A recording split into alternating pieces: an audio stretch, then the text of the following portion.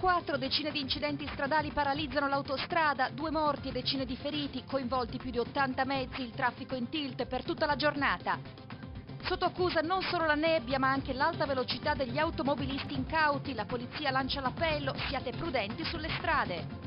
Buonasera da Venezia, bentrovati con l'informazione di Antenna 3 Nord-Est. In primo piano questa sera un'ampia pagina dedicata alla nebbia killer. Quella di oggi è stata in A4, una giornata d'inferno, 2 vittime, decine di feriti, 15 incidenti e 80 mezzi coinvolti. Il Nord-Est che produce si è dovuto fermare per quasi 10 ore. È stato riaperto soltanto in serata il tratto dell'autostrada tra Portogruaro e Cessalto. Ma sentiamo la cronaca nel nostro primo servizio. Adesso sta arrivando l'automedica.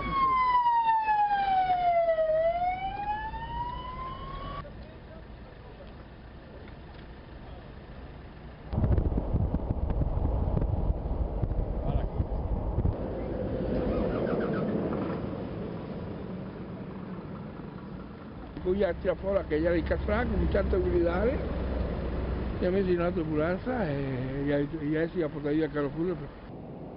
La nebbia fittissima avvolge l'autostrada A4, pochissima la visibilità e tra le province di Treviso e Venezia si scatena il caos. Il nord-est che produce si ferma, l'A4 si blocca in entrambe le direzioni. Il bilancio è di 2 vittime. Siamo in direzione Trieste. Le auto viaggiano comunque a una velocità media di 80-90 km/h. Poco prima delle 8 a Fossalta di Piave, al chilometro 23, una Volkswagen Passat tamponata da un'altra auto si scontra con un autocarro e rimane incastrata nella parte posteriore del mezzo. Il passeggero muore sul colpo, resta ferito lievemente il conducente. Immediatamente si creano ingorghi. Si susseguono incidenti a catena. La lunga colonna di mezzi arriva al chilometro 18. Qui, verso le 10, un altro incidente. Lo scontro è tra 2 autocarri. Il conducente di questo mezzo, targato Trento, resta gravemente ferito. I vigili del fuoco faticano ad estrarlo dalle lamiere. Tempo che arrivi l'ambulanza, l'autista si spegne tra le braccia dei soccorritori. Alle 10:30 noi abbiamo fatto questo impatto qua e dalle 10:30 che siamo qua. A 1-2 gradi sopra terra, non abbiamo acqua, non abbiamo viveri e siamo stati soccorsi. Alle 1 che ore sono adesso? Alle 10:15, l'1:30. Alle 1:30 siamo stati soccorsi. Abbiamo trovato da quando siamo partiti e quando siamo arrivati qua. No, più bello a Ponte là, c'è nebbia. 15 incidenti in tutto a partire dalle 7:40, uno dei quali, importante, accade fra San Stino e Cessalto verso Venezia. Almeno 80 i veicoli coinvolti, decine e decine i feriti. Difficile il lavoro dei mezzi di soccorso che si fanno largo tra gli ingorghi delle vetture incidentate. Nell'inferno di lamiera dei tamponamenti intervengono i mezzi della polizia stradale, 12 squadre dei vigili del fuoco, ambulanze, mentre una fitta nebbia continua a gravare sulla rete autostradale con una visibilità a meno di 100 metri.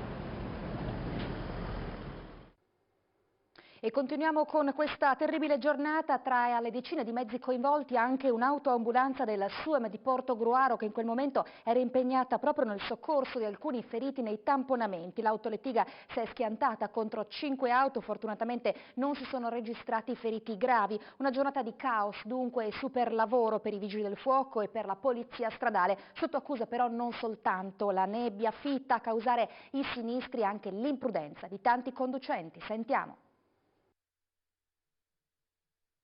La visibilità praticamente era ridottissima dai 20 ai 30-40 metri al massimo e quindi la mancanza di prudenza ha causato questi incidenti. Imprudenza, velocità troppo elevata in condizioni così critiche. Sotto accusa non c'è solo la nebbia fittissima. Stamani i sensori posizionati da Autovie Venete sul tratto di A4 diventato un inferno registravano velocità medie di 80-90 km/h con punte di 115 km/h quando già i primi scontri erano stati segnalati dai tabelloni.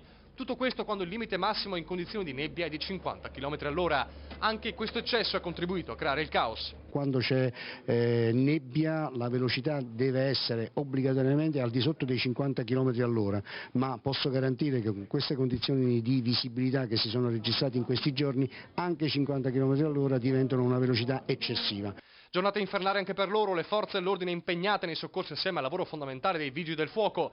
A4 tra Cessalto e San Stino per l'ennesima volta il tratto della morte. L'assenza della terza corsia si fa sentire in modo pesante. Il traffico che proviene da due direttrici di marcia, che sono la 57 e la A4, si confluiscono in due corsie soltanto.